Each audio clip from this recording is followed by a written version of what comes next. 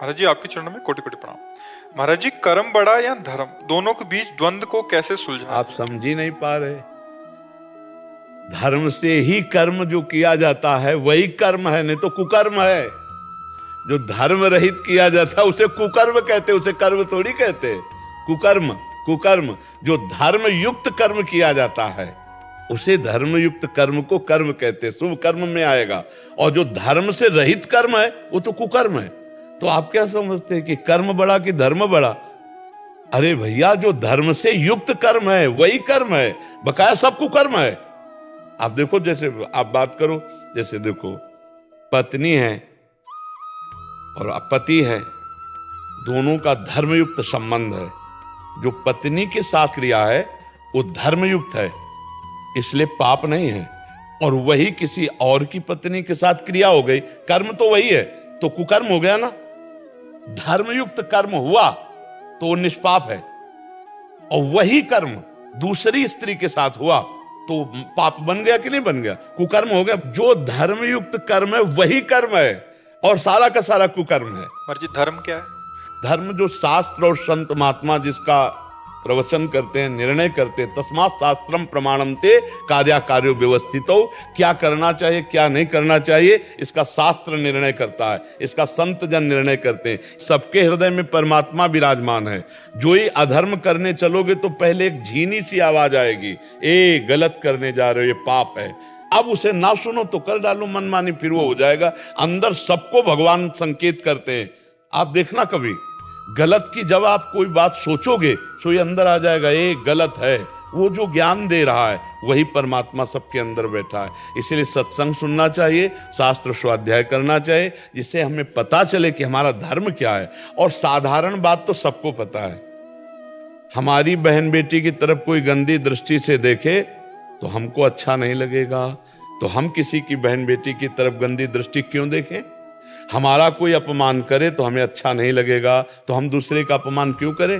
हमारी कोई चोरी करे, बेईमानी करे, झूठ बोले, हमसे कपट करे तो हमें अच्छा नहीं लगेगा। कुछ बातें तो ऐसी हैं जो स्वाभाविक आपको पता है, लेकिन आप अपनी बहन को बहन समझते हैं, दूसरे की बहन की तरफ दृष्टि गंदी डाल देते हैं।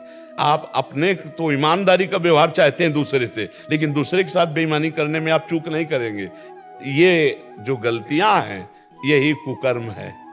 महाराज जी, जैसे कर्म करते हैं तो नहीं, कर्म करते हैं किसके आधार पर? उनके प्रति, जैसे मतलब मंदिर नहीं जा सकते या फिर हम मंदिर जाना केवल बात नहीं कह रहे, हर कर्म अपना कर्तव्य। जैसे आपका बच्चा है, उसको डांटना, उसको संभालना, उसको पढ़ाना, ये आपका कर्तव्य है, ये आपका धर्म है। आपकी पत्नी है, उसकी कामना पूर्ण करना, उसके अनुकूल चलना, उसके अनुकूल चलना और उसको धर्म के अनुकूल चलाना, ये धर्म है। आपके माता पिता हैं, आप जैसे आपका छोटी अवस्था में उन्होंने पालन किया कि नहीं, ऐसे आपको अब चाहिए बूढ़ी अवस्था में उनका शौच फेंकिए, उनके कपड़े बदलिए, उनको भोजन पवाइए। ये धर्म कर्म है, और इन सबके पालन के लिए मेहनत करके कमाइए। किसानी के द्वारा, नौकरी के द्वारा, व्यापार के द्वारा कमाकर अपने परिवार का पोषण, ये धर्म के अंतर्गत आता है। ये धर्म कर्म के अंतर्गत। धर्म को शायद ये जैसे इन्होंने लिखा, अच्छे कर्म क्या धर्म के मार्ग पर ले जा सकते हैं। मतलब ये शायद हमें लगता है धर्म को केवल मंदिर पूजा पाठ को समझते हैं क्या? गुरुदेव, जैसे गीता के अंदर लिखा है कि धर्म का मार्ग पे चलने से ही आपको सारे पापों से नष्ट होते हैं आपके। तो क्या जैसे आज मैं कर्म कर रहा हूँ, जैसे मेरे पिताजी के नहीं, आप उसे धर्म को कर्म को अलग बोल रहे हैं। आप एक बेटा हैं तो आपका धर्म बनता है अपने पिता और माता की सेवा करना। आप एक पति हैं तो आपका धर्म बनता है पत्नी का पोषण करना। आप एक पिता हैं तो आपका धर्म बनता है आपके पुत्र का पालन करना। एक भारतीय हैं तो आपका धर्म बनता है राष्ट्र में प्राण समर्पित करना। आप इस बात को समझिए कि आप जो कर्म और धर्म को अलग अलग कह रहे हैं तो ऐसा नहीं हो सकता।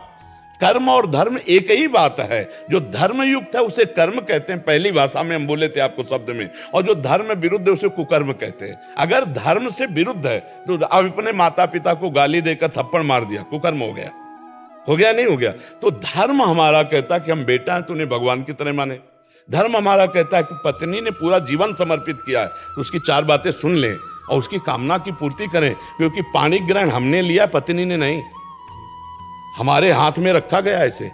पाणी ग्रहण का मतलब होता है आज से मैं तुम्हारे पूरे जीवन का निर्वाह करता हूं, अपना धर्म पालन करना। हम लोग क्या करते हैं कि अपना कर्तव्य भूल करके सामने वाले के कर्तव्य, कि ये पत्नी तो इसका क्या कर्तव्य बनता है, ये बेटा है तो इसका क्या कर्तव्य बनता है, ये माता पिता है इनका क्या कर्तव्य बनता है, हम ये भूल गए कि इनके प्रति हमारा क्या कर्तव्य बनता है। अगर हम अपने कर्तव्य का पालन करने वाले हैं तो वही धर्मात्मा पुरुष है, जो अपने कर्तव्य, और अपने कर्तव्य पालन के लिए जब आप कर्म करते हो वो परम पवित्र सत्य और धर्म में कर्म होता है, और जब आप अपने कर्तव्य को भूल करके कर्म करते हो तो कुकर्म बन जाता है।